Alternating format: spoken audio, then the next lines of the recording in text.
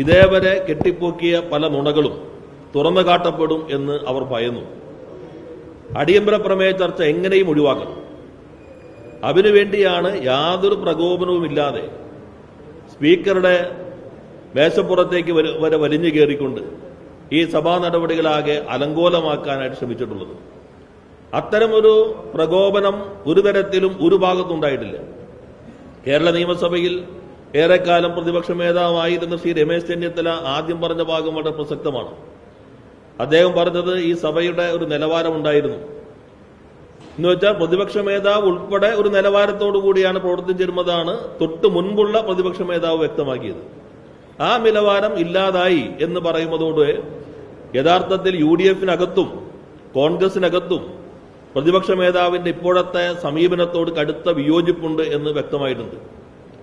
സഭയുടെ നിലവാരം ഇല്ലാതാക്കുന്ന രൂപത്തിൽ സ്പീക്കറെ അധിക്ഷേപിക്കുകയാണ് ചെയ്തത്. സ്വാഭാവികമായിട്ടും അത്തരം ഘട്ടത്തിൽ പാർലമെന്ററി മര്യാദകൾ ഉയർത്തിപ്പിടിക്കുകയും നിയമസഭയുടെ നിലവാരവും ഉയർത്തിപ്പിടിക്കാൻ തന്റെ വകുപ്പിന്റെ ഉത്തരവാദിത്വമുള്ള ആളാണ് പാർലമെന്ററി കാര്യമന്ത്രി. അദ്ദേഹം അക്കാര്യത്തിൽ വളരെ ശരിയായ നിലപാട് സ്വീകരിച്ചു. മുഖ്യമന്ത്രിയും സഭാ നേതൃത്വം നൽകുന്ന സ്പീക്കർക്കെതിരെ ഉയർന്നു വന്ന പ്രശ്നത്തെ സഭാനാഥൻ എന്ന നിലയിൽ അദ്ദേഹത്തിന്റെ ഉത്തരവാദിത്വം അവിടെ നിർവഹിക്കുകയാണ് ചെയ്തത്. ഇതിനെ തുടർന്നാണ് അത്തരത്തിലുള്ള സ്പീക്കർക്കെതിരെയുള്ള പരാമർശങ്ങൾ രേഖയിൽ നിന്ന് നീക്കം ചെയ്യാൻ തീരുമാനിച്ചു.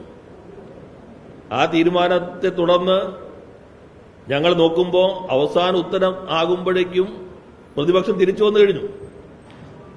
അവർ വന്ന് കാര്യങ്ങളെല്ലാം പ്രമേയം അവതരിപ്പിക്കാൻ തയ്യാറായി. ആദ്യം പ്രമേയത്തിന് നോട്ടീസ് കൊടുത്ത ശ്രീ സണ്ണി ജോസഫും വന്നു, അദ്ദേഹത്തോടൊപ്പം 1-2 MLA-മാരും വന്നു. അത് കഴിഞ്ഞ് പ്രതിപക്ഷ നേതാവ് ഉൾപ്പെടെയുള്ള ആളുകളും പ്രമേയം അവതരിപ്പിക്കാൻ തയ്യാറായി വന്നു. പ്രമേയം അവതരിപ്പിക്കുന്നത് സംബന്ധിച്ച് നോട്ടീസ് എടുക്കുന്നതിന് മുൻപ് വേണമെങ്കിൽ പ്രതിപക്ഷ നേതാവിന് അപ്പൊ പറയാം. കാരണം അടുത്ത അജണ്ടയിലേക്ക്, കാരണം ചോദ്യോത്തരം കഴിഞ്ഞു. റൂൾ 50 എടുക്കുന്നതിന് മുമ്പ് പ്രതിപക്ഷ നേതാവ് നിശബ്ദനായിരുന്നു, ഒരു കാര്യവും പറഞ്ഞിട്ടില്ല. തനിക്ക് നേരെ ഇങ്ങനെ അധിക്ഷേപമുണ്ടായി, അത് തെറ്റാണ് എന്നൊരു വാക്കോ വാചകമോ പറയുകയോ പറയാൻ വേണ്ടി എഴുന്നേൽക്കുകയോ ചെയ്തിട്ടില്ല, മൈക്ക് ആവശ്യപ്പെട്ടിട്ടില്ല. എപ്പോഴാണ് പ്രതിപക്ഷ നേതാവ് എഴുന്നേറ്റത്? പ്രതിപക്ഷ നേതാവ് എഴുന്നേറ്റത് അടിയന്തര പ്രമേയം അടിയന്തരമായി തന്നെ ചർച്ച ചെയ്യാം എന്ന് മുഖ്യമന്ത്രി പറഞ്ഞപ്പോഴാണ് പരിഭ്രാന്തിയോടുകൂടി പ്രതിപക്ഷ നേതാവ് എഴുന്നേറ്റത്.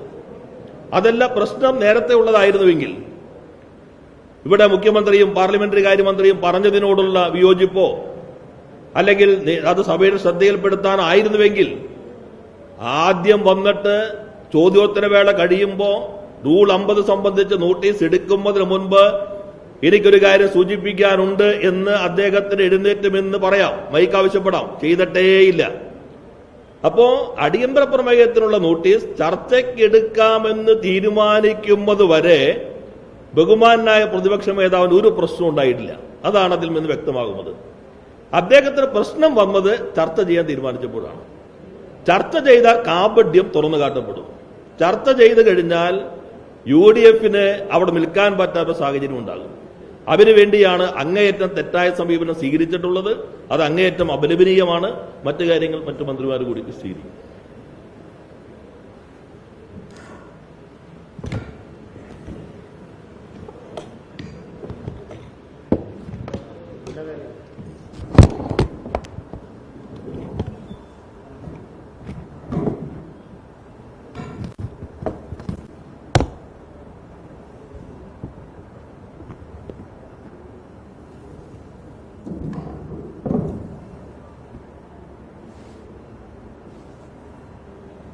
ബഹുമാനപ്പെട്ട വ്യവസായ നിയമവകുപ്പ് മന്ത്രി പറഞ്ഞതുപോലെ പ്രതിപക്ഷം ഇന്ന് തുറന്നു കാണിക്കപ്പെട്ടിരിക്കുകയാണ്.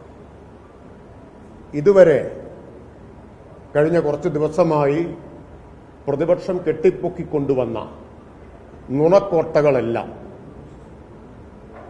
നിയമസഭയുടെ തലത്തിൽ ഫ്ലോറിൽ തകർന്നടിയുന്ന കാഴ്ചയാണ് നമ്മൾ കണ്ടത്.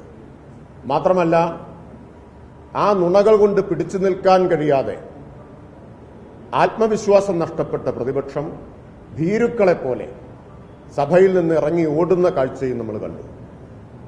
അതോടുകൂടി കേരളത്തിലെ ജനങ്ങളുടെ മുമ്പിൽ പ്രതിപക്ഷം പൂർണ്ണമായി തുറന്നു കാണിക്കപ്പെട്ടിരിക്കുന്നു. ഈ സർക്കാരിന്റെ ആത്മവിശ്വാസമാണ് മുഖ്യമന്ത്രി പ്രകടിപ്പിച്ചത്. ഇവിടെ ശ്രീ പി രാജീവ് പറഞ്ഞല്ലോ, അവരൊട്ടും പ്രതീക്ഷിച്ചതല്ല. അവർ പ്രതീക്ഷിച്ചത് ഈ അടിയന്തര പ്രമേയം ചർച്ചയ്ക്കെടുക്കാൻ ഒരിക്കലും ഗവൺമെന്റ് തയ്യാറാവില്ല എന്നതാണ്. മുഖ്യമന്ത്രിയെ കടന്നാക്രമിക്കാം എന്നാണ്. മുഖ്യമന്ത്രി പറഞ്ഞത് സാധാരണത്തേതുപോലെ ചർച്ച ചെയ്യാമെന്ന് മാത്രമല്ല, സാധാരണ അടിയന്തര പ്രമേയം ചർച്ച ചെയ്യാൻ സഭ 1 മണിക്കാണ് എടുക്കുക. 1 മണിക്കാണ് എടുക്കുക. മുഖ്യമന്ത്രി പറഞ്ഞു അടിയന്തരമായി ചർച്ച ചെയ്യണം. മുഖ്യമന്ത്രിയുടെ ആ വാചകത്തിൽ തന്നെ സർക്കാരിന്റെയും മുഖ്യമന്ത്രിയുടെ ആത്മവിശ്വാസം ഉണ്ടായിരുന്നു. അങ്ങനെ 12 മണിക്ക് നിശ്ചയിച്ചു. ഇവിടെ പറഞ്ഞതുപോലെ അതിനു മുമ്പും നിശബ്ദനായിരുന്ന പ്രതിപക്ഷ നേതാവ്, ഇപ്പൊ കഴിഞ്ഞ സഭയിൽ ഇതുപോലൊരു പ്രശ്നം ഉണ്ടായി, നിങ്ങൾ ഓർക്കുന്നുണ്ടാവും.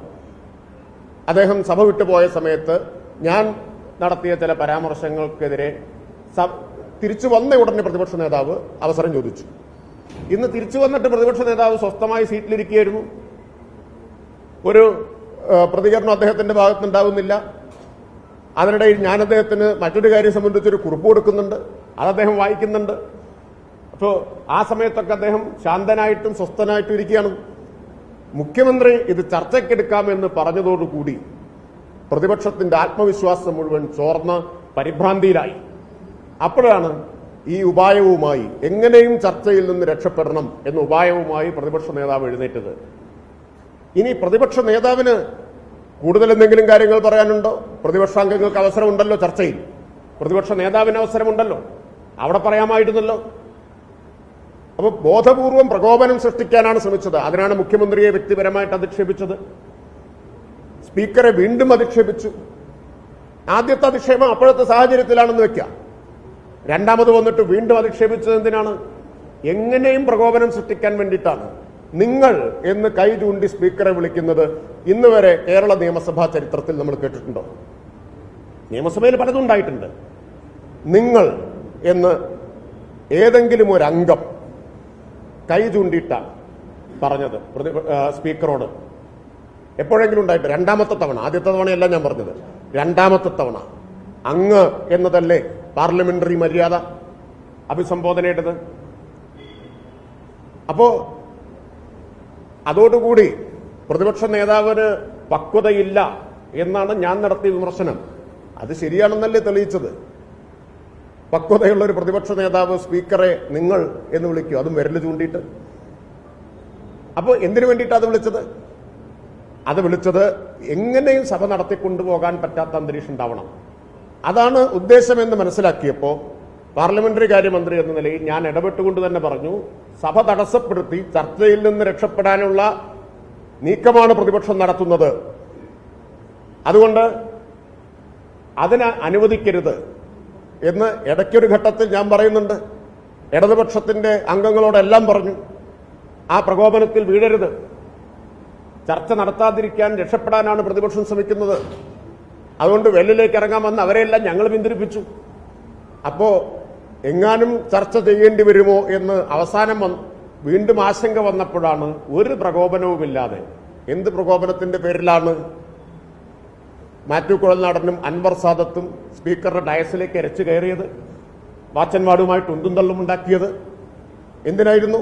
എങ്ങനെയും സഭ തടസ്സപ്പെടുത്താൻ വേണ്ടി, എങ്ങനെയും ഈ ചർച്ചയിൽ നിന്ന് ജീവനും കൊണ്ട് രക്ഷപ്പെടാൻ വേണ്ടിയിട്ടാണ് അവർ ഈ അഭ്യാസം മുഴുവൻ നടത്തിയിട്ടുള്ളത്.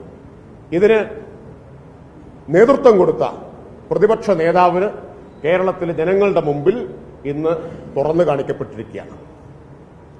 അപ്പോ ഇത് കേരളത്തിൽ പ്രതിപക്ഷത്തിന്റെ രാഷ്ട്രീയമായ പരാജയവുമാണ്. ഇടതുപക്ഷത്തിന്റെ ഏറ്റവും വലിയ രാഷ്ട്രീയ വിജയം നിയമസഭാ സമ്മേളനത്തിന്റെ ആദ്യ ദിവസം, ആദ്യത്തെ മണിക്കൂറിൽ കൈവരിച്ചിരിക്കുകയാണ്. ഇതോടുകൂടി ഇതുവരെ കേരളത്തിൽ പ്രതിപക്ഷം പലരുടെയും സഹായത്തോടെ കെട്ടിപ്പൊക്കി കൊണ്ടുവന്നിട്ടുള്ള എല്ലാ നുണകളും തകർന്നടിഞ്ഞ് ചാരമായി കഴിഞ്ഞിരിക്കുകയാണ്. ഇനി ഇവിടെ നിന്ന് ഓടി രക്ഷപ്പെട്ടതുകൊണ്ട് പ്രതിപക്ഷം രക്ഷപ്പെടുമെന്ന് കരുതണ്ട. നിയമസഭയെ അഭിമുഖീകരിക്കാൻ ധൈര്യമില്ലാതെ ഓടി രക്ഷപ്പെട്ടാൽ ഞങ്ങൾ ജനങ്ങളിലേക്ക് ഇറങ്ങുക. ജനങ്ങളുടെ മുമ്പിൽ പ്രതിപക്ഷത്തിന് സമാധാനം പറയേണ്ടി വരും. ജനങ്ങളുടെ മുമ്പിലും അവർക്ക് ഓടി രക്ഷപ്പെടേണ്ടി വരും. അത്രേ എനിക്ക് പറയാനുള്ളൂ. ബാക്കി ബഹുമാനപ്പെട്ട മന്ത്രി പറയും. പ്രധാനപ്പെട്ട കാര്യങ്ങളെല്ലാം സർക്കാർ പറഞ്ഞ പ്രധാനപ്പെട്ട കാര്യങ്ങളെല്ലാം ബഹുമാനപ്പെട്ട രണ്ട് മന്ത്രിമാരോട് പറഞ്ഞു വെച്ചു. പ്രതിപക്ഷ നേതാക്കളോടും പ്രതിപക്ഷ അംഗങ്ങളോടും ചോദിക്കാൻ അവർ നിന്ന് തരാത്തത് കൊണ്ട് നിങ്ങൾ മുഖാന്തരം കേരളത്തിലെ ജനങ്ങളോട് ഞങ്ങൾ ചോദിക്കുന്ന ഒരു പ്രധാനപ്പെട്ട കാര്യം, എന്താണെന്ന് കേരളത്തിന്റെ നിയമസഭയിൽ നടന്നത്? എന്തിനാണ് കേരളത്തിന്റെ നിയമസഭ ബഹിഷ്കരിക്കുന്നത്? ഇപ്പം ഞങ്ങൾ വന്ന് ചേരുന്ന നേരത്ത് ബഹുമാനപ്പെട്ട ഏതൊരു മാധ്യമ പ്രവർത്തകൻ പറയുന്നത് കേട്ടു, നേരത്തെയും ഇതിനേക്കാൾ ഭീകരമായിട്ടുള്ള അപകടങ്ങളും നേരത്തെയും ഇതിനേക്കാൾ ഭീകരമായിട്ടുള്ള സംഭവങ്ങളും കേരളത്തിന്റെ നിയമസഭയിൽ നടന്നിട്ടുണ്ട്. ശരിയെന്ന് കൂട്ടുക. എന്നാൽ ഇന്ന് നടന്നത് എന്തിനാണ്? കേരളത്തിന്റെ നിയമസഭയിലേക്ക് നിയമസഭ കൂടാൻ തീരുമാനിച്ച് അന്ന് മുതൽ തയ്യാറാക്കിയിട്ടുള്ള വളരെ ആസൂത്രിതമായിട്ടുള്ള ഒരു അജണ്ട നടപ്പിലാക്കാൻ പറ്റാത്തതിന്റെ കഠിനമായിട്ടുള്ള പ്രയാസം കേരളത്തിലെ ജനങ്ങളോടും കേരളത്തിലെ നിയമസഭയോടും കാണിക്കുന്നതിന്റെ കാര്യം എന്താണ്? ഞാൻ ചോദിക്കുന്ന ഒരു പ്രധാനപ്പെട്ട കാര്യം, ഇന്ന് കേരളത്തിന്റെ നിയമസഭയിൽ പ്രതിപക്ഷം ഇത് ബഹിഷ്കരിച്ചതെന്തിനാണ്? ബഹുമാനപ്പെട്ട പാർലമെന്ററി കാര്യമന്ത്രി അപുക്കമായ ഒരു നിലപാടാണ് പ്രതിപക്ഷ നേതാവ് കാണിച്ചത് എന്ന് പറഞ്ഞതിന്റെ പേരിലാണോ? അങ്ങനെയാണെങ്കിൽ രേഖയിൽ നിന്ന് മാറ്റാൻ നിയമസഭാ നടപടി ചട്ടമനുസരിച്ച് വളരെ സൗമ്യമായും വളരെ കഠിനമായും പ്രതിപക്ഷ നേതാവിന് പറയാൻ മൈക്ക് തയ്യാറായി മുമ്പിലിരിക്കുന്നുണ്ടല്ലോ. എങ്ങനെയാണ് ഈ രാവിലെ നടക്കുന്ന അടിയന്തര പ്രമേയത്തിന്റെ അവതരണാനുമതി നിഷേധിക്കപ്പെടുന്ന ഘട്ടത്തിൽ അങ്ങനെ ഘട്ടമുണ്ടായാൽ അതിൽ ഉയർത്താൻ തീരുമാനിച്ച് തയ്യാറാക്കി വെച്ചിട്ടുള്ള ബാനറുകൾ രാവിലെ തന്നെ ഉയർന്നത് എന്തുകൊണ്ടാണ്? അപ്പോൾ ഒരു കാര്യം വളരെ ഉറപ്പാണ്, നിങ്ങളെ പലരും നമ്മളെല്ലാവരും തമ്മിൽ ബന്ധമുള്ളത് കൊണ്ട് ബഹുമാനപ്പെട്ട പ്രതിപക്ഷത്തിന് വാഗ്ദാന ലംഘനത്തിനൊരു പ്രശ്നമുണ്ട്. കഴിഞ്ഞ 2 ദിവസമായി നിങ്ങൾ മാധ്യമപ്രവർത്തകരോടെല്ലാം പറഞ്ഞതുപോലെ കൃത്യസമയത്ത് തന്നെ ഇത് അലമ്പാക്കി പുറത്തു വന്ന് പത്രസമ്മേളനം നടത്താനുള്ള അല്ലെങ്കിൽ പത്രക്കാരെ കണ്ട് പറയാനുള്ള വാഗ്ദാനം ലംഘിക്കപ്പെടുമോ എന്ന പേടിയുള്ളത് കൊണ്ട് നിങ്ങളോട് പറഞ്ഞ പലരോടും സ്വകാര്യമായി പറഞ്ഞ വാക്ക് പാലിക്കുക എന്ന ലക്ഷ്യം വെച്ചുകൊണ്ടായിരിക്കും രാവിലെ ഇത് നിഷേധിക്കപ്പെട്ട ഒരു ഘട്ടവും ഇല്ലാതിരിക്കെ. സാധാരണ അടിയന്തര പ്രമേയത്തിന് അവതരണാനുമതി നിഷേധിക്കുന്നു, ചർച്ചയ്ക്കെടുക്കുന്നില്ല എന്നുള്ളതാണ് പ്രശ്നം. ഇന്ന് ചർച്ചയ്ക്കെടുത്തു, ആവശ്യമായ സൗകര്യമുണ്ട്. ഇനി പ്രതിപക്ഷത്തിന് ഒരു പ്രതിഷേധം ഉയർത്താനുള്ള നേരവുമുണ്ട്. ഞാൻ അതൊന്നും കണക്കാക്കാതെ വളരെ ബോധപൂർവം ഈ പ്രശ്നങ്ങളിൽ നിന്ന് രക്ഷപ്പെടാനും ഇത് ചർച്ച ചെയ്താൽ പറയാൻ ബാക്കിയുള്ളതെല്ലാം ഭരണപക്ഷം പറയും എന്ന പേടി കൊണ്ടും തന്നെ പ്രതിപക്ഷം ഇത് ബഹിഷ്കരിക്കുന്നു. ഇത് കേവലം ഒരു നിയമസഭാ ബഹിഷ്കരണമല്ല, കേരളത്തിന്റെ ജനാധിപത്യത്തിനോടുള്ള കടുത്ത വെല്ലുവിളിയാണ്. സഭയുടെ നടുത്തളത്തിലിറങ്ങിയതും സഭയുടെ സ്പീക്കറുടെ ചേംബറിൽ കയറിയതുമായിട്ടുള്ള മുന്നനുഭവങ്ങളുണ്ട്, ശരിവെക്കുന്നു. ഏതെങ്കിലും വിധത്തിൽ അതിന് അനുസൃതമായിട്ടുള്ള ഒരു പ്രതിഷേധ ശബ്ദം ഉയരേണ്ട വിധത്തിൽ ഏതെങ്കിലും പ്രകോപനം ഉണ്ടായോ? നിങ്ങൾ പൂർണ്ണമായും കേട്ടു നിന്നതല്ലേ? പ്രതിപക്ഷ നേതാവിന്റെ എല്ലാ ദിവസത്തെയും രാവിലത്തെ പ്രാർത്ഥന അദ്ദേഹം ഇന്നാണ് വെളിപ്പെടുത്തിയത്, ദീർഘമായൊരു കാലത്തിന് ശേഷം. അങ്ങനെയാണോ ഒരു സഭയിൽ അദ്ദേഹത്തെക്കുറിച്ച് അഭിപ്രായ വ്യത്യാസം ആരെങ്കിലും ഉന്നയിച്ചാൽ അങ്ങനെയാണോ അതിനോട് പ്രതികരിക്കാവുന്ന ഒരു സംവിധാനം? ഇത് ഞങ്ങൾ നിങ്ങളോടല്ല, നിങ്ങൾ മുഖാന്തരം നേരത്തെ ബഹുമാനപ്പെട്ട പാർലമെന്ററി കാര്യ വകുപ്പ് മന്ത്രി പറഞ്ഞതുപോലെ ഞങ്ങളുടെ ചോദ്യത്തിന് നിന്ന് തരാൻ തയ്യാറാവാത്ത പ്രതിപക്ഷത്തിനോട് ചോദിക്കാൻ പറ്റാത്തത് കൊണ്ട് ഭരണപക്ഷവും പ്രതിപക്ഷവും ഉൾപ്പെടുന്ന ഞങ്ങളെ 140 പേരെയും ജയിപ്പിച്ച കേരളത്തിലെ ജനങ്ങളോട് നിങ്ങൾ മുഖാന്തരം ഞങ്ങൾ ചോദിക്കുന്ന ചോദ്യമാണ്.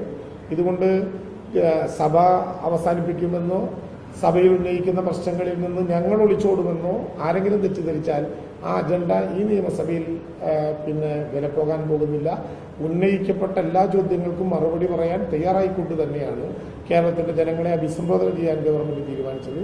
വളരെ പ്രധാനപ്പെട്ട ഒരു ബില്ല് ചർച്ച ചെയ്ത് സബ്ജക്ട് കമ്മിറ്റിക്ക് അയക്കേണ്ട നടപടിക്രമമുള്ളൊരു ഘട്ടമായിരുന്നു ഇത്. ആ ബില്ലിൽ ധാരാളമായി സംസാരിക്കാൻ അവസരമുണ്ട്. ബില്ലിന് സമയക്രമമില്ല. 12 മണി മുതൽ നമുക്ക് അടിയന്തര പ്രമേയത്തിന്റെ 2-3 മണിക്കൂർ നേരം നീണ്ടു നിൽക്കുന്ന ചർച്ചയ്ക്ക് അവസരമുണ്ട്. ഇതൊന്നും ഉപയോഗിക്കാത്ത വിധത്തിൽ രക്ഷപ്പെട്ടു എന്നത് പോട്ടെ, കേരളത്തിന്റെ ജനാധിപത്യത്തിനോട് ഇത്ര കടുത്ത വെല്ലുവിളി നടത്തുന്ന നടപടിയിൽ ശക്തമായിട്ടുള്ള പ്രതിഷേധം ഈ ഘട്ടത്തിൽ രേഖപ്പെടുത്തുകയാണ്.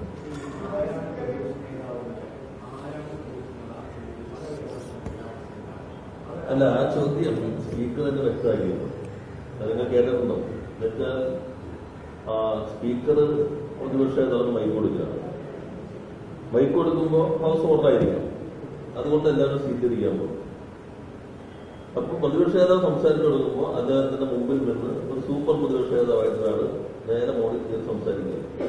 അപ്പൊ അദ്ദേഹത്തോടാണ് സ്പീക്കർ ചോദിക്കുന്നത്, ആരാ പ്രതിപക്ഷ നേതാവ്? യഥാർത്ഥത്തിൽ കേരളത്തിൽ പ്രശ്നം എന്താണ്? ആരാണ് പ്രതിപക്ഷ നേതാവ് എന്ന് വ്യക്തമാക്കലാണോ, അതോ അടിയന്തര പ്രമേയത്തിൽ ഉന്നയിച്ച പോലെ ഞങ്ങൾ RSSന് വിധേയമായിരിക്കുന്നു, മലപ്പുറം ഇതാകെ പ്രശ്നമാക്കിയിരിക്കുന്നു, സാമുദായികമായിട്ട് ആളുകളെ ഭിന്നിപ്പുണ്ടാക്കുന്നു, ഇതാണോ ചർച്ച ചെയ്യാൻ പ്രതിപക്ഷം ആഗ്രഹിക്കുന്നത്? അത് പ്രതിപക്ഷ നേതാവിന്റെ പക്വതയുടെ നിലവാരമാണ്. ഏതാണ് അവർ ആഗ്രഹിക്കുന്നത്?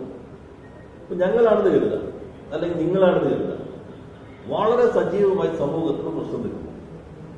അത് നിർമ്മിതിയാകാം. ഞങ്ങൾ പറയുന്നു ഒരു ബോധപൂർവമായ നിർമ്മിതിയാണ്, അവർ പറയുന്നത് വസ്തുതയാണ്, ആയിക്കോട്ടെ. അതിനൊരു നോട്ടീസ് കൊടുക്കുന്നു. ആ നോട്ടീസിൽ ചർച്ചയ്ക്ക് ഗവൺമെന്റ് തയ്യാറാകും. 12 മണി മുതൽ ആവശ്യാനുസരണം ചർച്ച ചെയ്യാം. അതിലാകെ ഉള്ള വ്യത്യാസം, പ്രതിപക്ഷ മേധാവിനും യഥേഷ്ട സമയമെടുക്കാം. ഈ സമയത്ത് പ്രത്യേകത, പ്രതിപക്ഷ മേധാവിന് 10 മിനിറ്റ് എന്ന് പറഞ്ഞാലും അദ്ദേഹത്തിന് ആവശ്യം സമയം കൊടുക്കും. അവസാനം അദ്ദേഹം പ്രസംഗിക്കും. പക്ഷെ അടിയന്തര പ്രമേയം ചർച്ച ചെയ്യുമ്പോൾ ഒരു പ്രശ്നം, മറുപടി മുഖ്യമന്ത്രിയെ പറയാം. മറ്റതാണെങ്കിൽ ഇറങ്ങിപ്പോക്കാണ് അവസാനം. നോട്ടീസ് അവതരിപ്പിക്കും, മുഖ്യമന്ത്രി വിശദീകരിക്കും, പ്രമേയ അവതാരകൻ അവതരിപ്പിക്കും, മുഖ്യമന്ത്രി മറുപടി പറയും, സ്പീക്കർ തീരുമാനമെടുക്കും, പിന്നെ ഒരു പ്രസംഗവും, അത് കഴിഞ്ഞിട്ട് ഇവിടത്തും പ്രസംഗവും. ഇതാണ് സാധാരണ ഒരു സ്ക്രീൻ പ്ലേ. ഇതിലെന്തെന്ന് വെച്ചാൽ ഞങ്ങളുടെ ഇടതുമുന്നണിയുടെ MLA-മാർ എല്ലാവരും പ്രസംഗിക്കും, UDF-നും പ്രസംഗിക്കാം, പ്രതിപക്ഷ നേതാവിന് ആവശ്യാനുസരണം പ്രസംഗിക്കാം, മുഖ്യമന്ത്രി അതിനനുസൃതമായി സമയമെടുത്ത് മറുപടിയും പറയും. അപ്പൊ ഇതുവരെ കെട്ടിപ്പൊക്കിയതൊക്കെ ഒരു കുമിള പോലെ തകർന്നടിയപ്പെടും. അപ്പൊ അതുകൊണ്ടാണ് കേരളത്തിൽ ഞങ്ങൾ RSSന് വിധേയമായെന്നതല്ല പ്രശ്നം, അല്ലെങ്കിൽ മലപ്പുറത്ത് അധിക്ഷേപിച്ചു എന്നതല്ല പ്രശ്നം.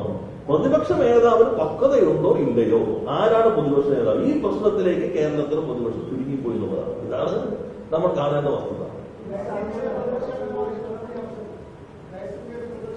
അല്ല, അതെല്ലാം അതിൻ്റെതായ സ്പീക്കർ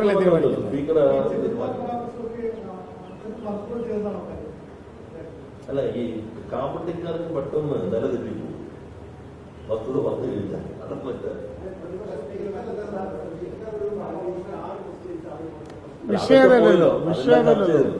അതിനേക്കാളും 7 ചോദ്യം പ്രതിപക്ഷാംഗങ്ങൾ ചോദിക്കേണ്ടതായിരുന്നു. 7 ചോദ്യം ആ അവസരം അവർ പാടാക്കുന്നത്. അല്ല, അത് മാത്രമല്ല, ആ പോയിന്റ് കഴിഞ്ഞല്ലോ. പ്രതിപക്ഷത്തിന്റെ ചോദ്യം സ്റ്റാറായി വന്നതിനേക്കാൾ അപ്പുറത്തല്ലേ സ്റ്റാറിൽ എന്ത് സംഭവിക്കും? സ്റ്റാറിൽ ഈ ചോദ്യം വന്നു തരില്ല. ഒരു മറുപടി, ഒരു ഉപചോദ്യം, വേറൊരു ഉപചോദ്യം, തീർന്നല്ലോ. ഇതോ പ്രതിപക്ഷ സംസാരിക്കാൻ പറ്റുമോ? ഈ പ്രശ്നം തന്നെ സ്റ്റാറായി ഇപ്പൊ അടിയന്തര പ്രമേയത്തിൽ നോട്ടീസ് അടിക്കുന്ന പ്രശ്നമുണ്ടല്ലോ, അത് സ്റ്റാറായി സഭയിൽ വന്നു തരില്ല. ഈ ക്വസ്റ്റിന്റെ പ്രാധാന്യം പരിഗണിച്ചിട്ട് പ്രതിപക്ഷ നേതാവ് പ്രത്യേക പരിഗണന നൽകി സംസാരിക്കാൻ സഭാ ചട്ടങ്ങൾ വകുപ്പില്ലല്ലോ. ആ വകുപ്പിടെ തുറന്നു കിട്ടിയേക്കല്ലേ. എത്ര നന്നായി പ്രസംഗിക്കാൻ പറ്റും, നല്ല പ്രാസംഗികരല്ലോ ഇവരെല്ലാവരും. അതെല്ലാം പറയാമല്ലോ, ഞങ്ങളെ കുറിച്ചുള്ളതെല്ലാം പറയാം, നിങ്ങൾ തയ്യാറാക്കിക്കൊണ്ടിരിക്കുന്ന കാര്യങ്ങളെല്ലാം പറയാം, അതെല്ലാം വിശദീകരിക്കാം. ഞങ്ങൾ മറുപടി കൂടി പറയും. അത്ര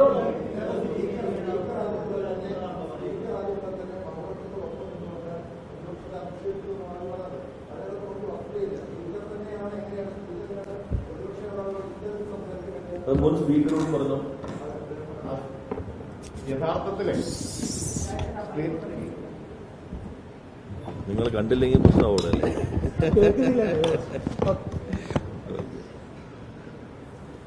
യഥാർത്ഥത്തിൽ സ്പീക്കർ പ്രതിപക്ഷ നേതാവിനെ സംരക്ഷിക്കാൻ ശ്രമിക്കുകയാണ് ചെയ്തത്.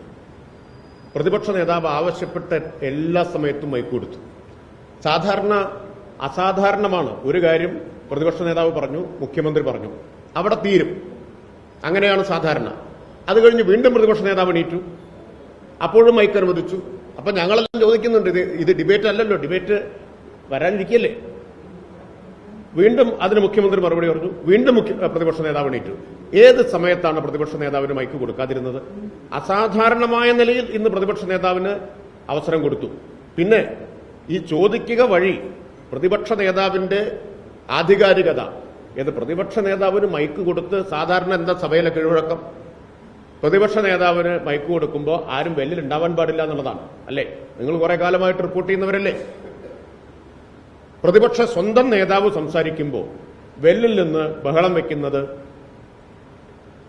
ആ പ്രതിപക്ഷ നേതാവിനോടുള്ള അനാദരവല്ലേ കുഴൽനാടൻ കാണിച്ചത്?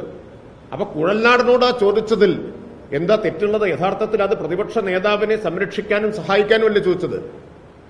ആരാണ് പ്രതിപക്ഷ നേതാവ്? നിങ്ങളല്ലല്ലോ എന്ന് പറയുന്നുണ്ട്. പ്രതിപക്ഷ നേതാവിന് മൈക്ക് കൊടുത്തിരിക്കുകയാണ്, അദ്ദേഹം സംസാരിച്ചിരിക്കുകയാണ്. ഒരിക്കലും വെല്ലിൽ ആള് വെക്കുമ്പോൾ മൈക്ക് കൊടുക്കാറില്ല. അപ്പൊ ഇവര് തിരിച്ചു പോകുമെന്ന പ്രതീക്ഷയിൽ പ്രതിപക്ഷ നേതാവിന് മൈക്ക് കൊടുത്തു, സംസാരിച്ചു തുടങ്ങിയപ്പോഴും ഇദ്ദേഹം പോകുന്നില്ല. അപ്പൊ അത് അവര് തമ്മിലുള്ള പ്രശ്നമാണ്, അതിന് ഞങ്ങൾ ഉത്തരവാദിയല്ല.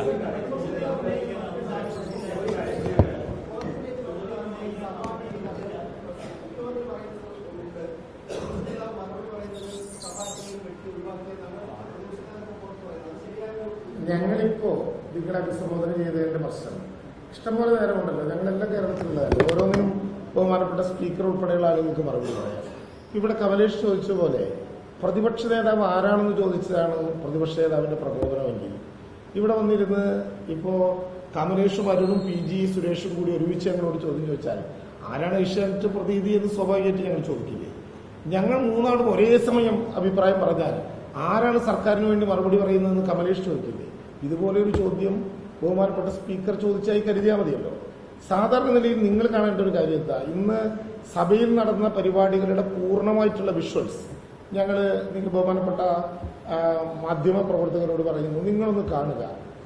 എത്ര സഭാ TV, ഇപ്പൊ പറഞ്ഞ സഭാ TV ഉണ്ടല്ലോ, സഭാ TV കാണാം. അല്ല, ഞാൻ പറഞ്ഞ സഭാ TVയിൽ കാണാം. അല്ലെങ്കിൽ നമുക്ക് നേരിട്ട് ഞാനൊന്ന് പറഞ്ഞോട്ടെ, നേരിട്ട് മാധ്യമങ്ങൾക്കുള്ള ഗാലറിയിലുള്ള നിങ്ങളുടെ അംഗങ്ങളോട് വിശ്വാസമായി ചോദിച്ചാൽ മനസ്സിലാകും എത്ര ഭീകരമായ പ്രകോപനമാണ് ഉണ്ടാക്കിയത്.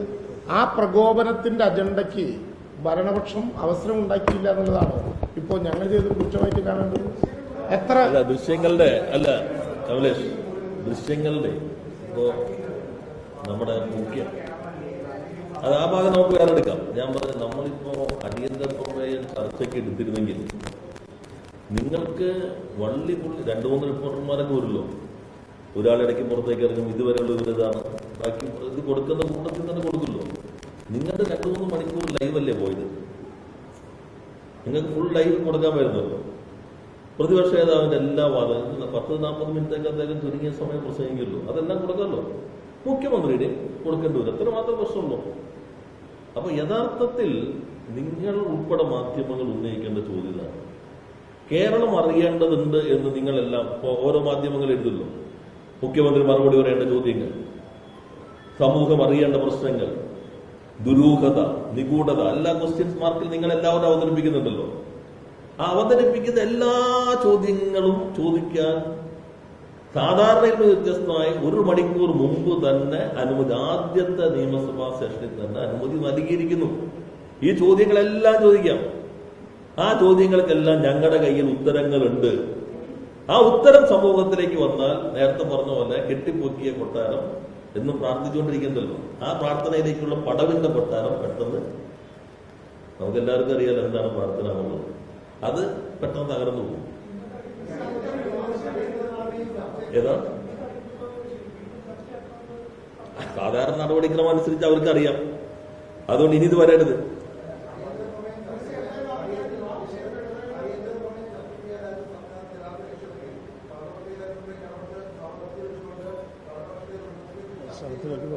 ഏത് സ്പീക്കറുടെ ഡയസിന്റെ മോളിൽ കയറിയിരിക്കുമ്പോഴാണ് സഭ വർദ്ധിക്കുന്നത്.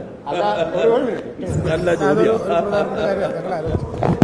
നിങ്ങളൊക്കെ നിഷ്പക്ഷ മാധ്യമ പ്രവർത്തകരാണെന്ന് അവകാശപ്പെടുകയും ചെയ്യുന്നുണ്ടെന്ന് മറന്നുപോയി ചോദ്യമൊക്കെ ചെയ്യാൻ. എന്താണ് ഈ ചോദ്യത്തിന്റെ അർത്ഥം? സ്പീക്കറുടെ ഡയസിലേക്ക് ഇടിച്ച് കയറിയ പ്രതിപക്ഷമല്ല ഉത്തരവാദി, സ്വന്തം സീറ്റിൽ എഴുന്നേറ്റ് നിന്ന ഭരണപക്ഷമാണെന്നാണ്. എവിടം വരെ ഇതൊക്കെ ആളുകൾ കാണുന്നില്ല ഈ ചോദ്യം ചോദിക്കുന്നത്? ആവാം, ഉള്ളിൽ നിന്ന് അറിയാതെ വന്നു പോകുന്നതാവാം, അത് വിരോധമില്ല. പക്ഷെ നിഷ്പക്ഷത അവകാശപ്പെടുന്നെങ്കിലും ഉണ്ടെന്ന് ഓർക്കണം. അല്ല, അത് മാത്രമല്ല, നിങ്ങൾ ഒരു മിനിറ്റ് നിങ്ങളെല്ലാവരും കുറെ കാലമായി നിയമസഭാ നടപടി റിപ്പോർട്ട് ചെയ്തവരല്ലേ. അടിയന്തര പ്രമേയം എന്താണ്? ആരുടെ ആവശ്യം? ഞങ്ങളുടെ പ്രമേയമാണോ ചർച്ച ചെയ്യണമെന്ന്? സഭാ നടപടികൾ നിർത്തിവെച്ച് ചർച്ച ചെയ്യണമെന്ന് ആവശ്യമാരുടെ? അതൊക്കെ ഒന്ന് ആലോചിച്ചിട്ടുണ്ട് ചോദിക്കുക. അല്ല, അവര് നോട്ടീസ് കൊടുക്കുക, അവരുടെ നോട്ടീസ് ചർച്ച ചെയ്യാമെന്ന് സർക്കാർ സമ്മതിക്കുക, ആ നോട്ടീസ് ചർച്ച ചെയ്യാൻ വെച്ചപ്പോ ബഹളം ഉണ്ടാക്കുക, എന്നിട്ട് നിങ്ങൾ ചോദിക്കുകയാണ് നിങ്ങൾ ചർച്ചയ്ക്ക് അന്തരീക്ഷം ഒരുക്കണ്ടേ? അവിടെ നിന്നൊരു ചോദ്യം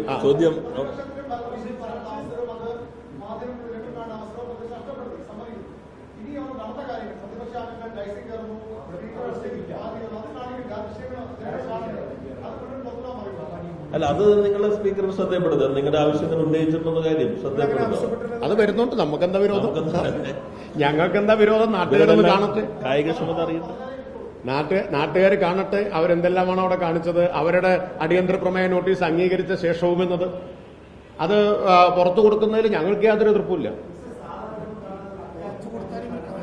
അല്ല, നമ്മൾ ഈ ഉപചോദ്യങ്ങളിൽ നിന്ന് അടുത്ത ഉപചോദ്യങ്ങളിലേക്ക് വേണ്ടി ഈ ഹൃദയഭാഗം നഷ്ടപ്പെടരുത്. ഇന്നിതാ പ്രധാനം എന്നുവെച്ചാൽ നിങ്ങൾ ഉൾപ്പെടുത്തി മാധ്യമ പ്രവർത്തകർക്കുള്ളൊരു അവസരം കൂടി നിഷേധിക്കപ്പെട്ടു.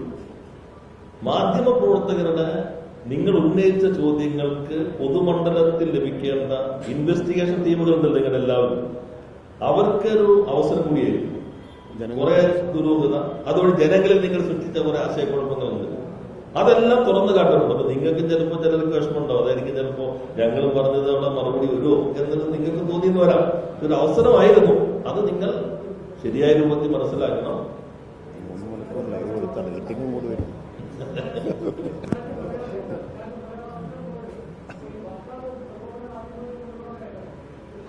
അല്ല, ഇത് വളരെ ശാന്ത, നിങ്ങൾ എന്തേലും പറയുന്നത് വളരെ ശാന്തല്ലേ? അല്ല, അതിന് മുമ്പ് ശാന്തല്ലേ?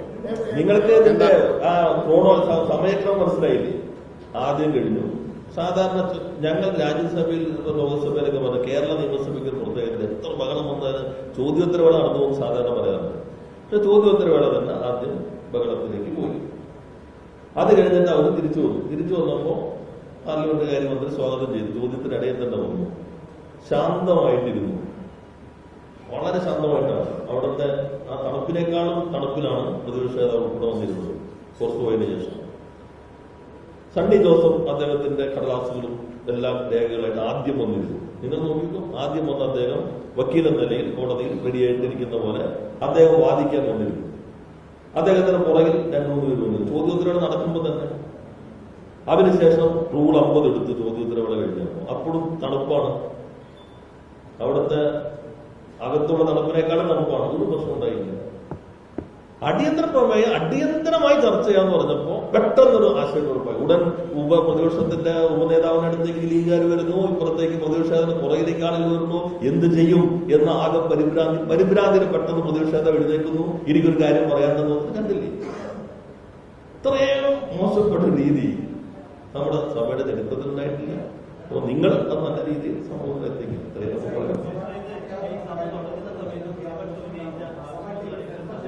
അല്ല, അതൊക്കെ പറഞ്ഞല്ലോ, ആ ഭാഗം പറഞ്ഞല്ലോ. അതെ, നിങ്ങൾ പറഞ്ഞ കാര്യം ശ്രദ്ധപ്പെടുത്താന്ന് പറഞ്ഞല്ലോ.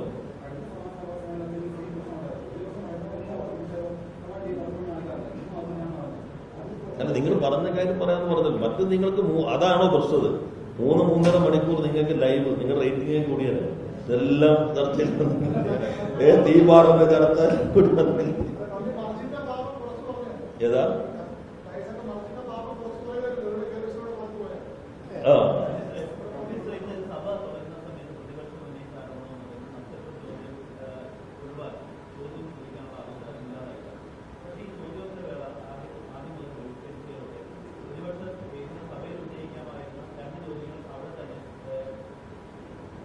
അതാണ് നേരത്തെ പാർലമെന്റ് കാര്യമന്ത്രി പറഞ്ഞത്.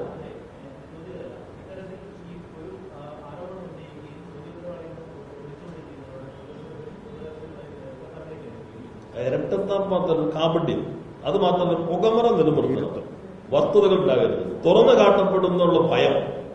അതാണ് നിയമസഭയുടെ ചരിത്രത്തിൽ പ്രതിപക്ഷം അവരവതരിപ്പിക്കാൻ ഉദ്ദേശിച്ച അടിയന്തര പ്രമേയത്തിൽ നിന്നും ഒളിച്ചോടിയ ഒരു പുതിയ ചരിത്രം സൃഷ്ടിച്ചിരിക്കുന്നു എന്നുള്ളതാണ്. സ്വന്തം അടിയന്തര പ്രമേയം ചർച്ച ചെയ്യാൻ അവസരം കിട്ടിയപ്പോ ഭയത്തോടുകൂടി ഒരു പ്രതിപക്ഷം ഒളിച്ചോടി എന്ന ആ അപഹാസ്യതയ്ക്കാണ് ഇന്ന് കേരളം സാക്ഷ്യം വഹിച്ചത്. ആദ്യമായിരിക്കും ചരിത്രത്തിൽ ആദ്യമായി. പ്രതിപക്ഷ നേതാവിനും ഈ നടപടിക്രമങ്ങളിൽ ഒരു പ്രത്യേകമായിട്ടുള്ള അദ്ദേഹത്തിന്റെ ഈ ഭാഗം പരാമർശിക്കപ്പെടുമായിരിക്കും. കാരണം സ്വന്തം അടിയന്തര പ്രമേയത്തിൽ ഒളിച്ചോടിയതിന്റെ ഒരു ഭാഗം നിയമസഭയുടെ നടപടിക്രമങ്ങളുടെ ചരിത്രത്തിൽ ഒരു സവിശേഷ അധ്യായം സംഭാവന ചെയ്ത് അപമാനം കൂടി പ്രതിപക്ഷത്തിന് അർഹതപ്പെടുന്നതാണ്. മാത്രമല്ല ഇനി ഈ സഭാ സമ്മേളന കാലത്ത് സഭയിൽ തന്നെ അവർ വരാൻ ധൈര്യപ്പെടുമെന്ന് എനിക്കറിയില്ല. വന്നാൽ പോലും ഇനി അടിയന്തര പ്രമേയമായിട്ട് വരാൻ സാധ്യതയില്ല. Thank you.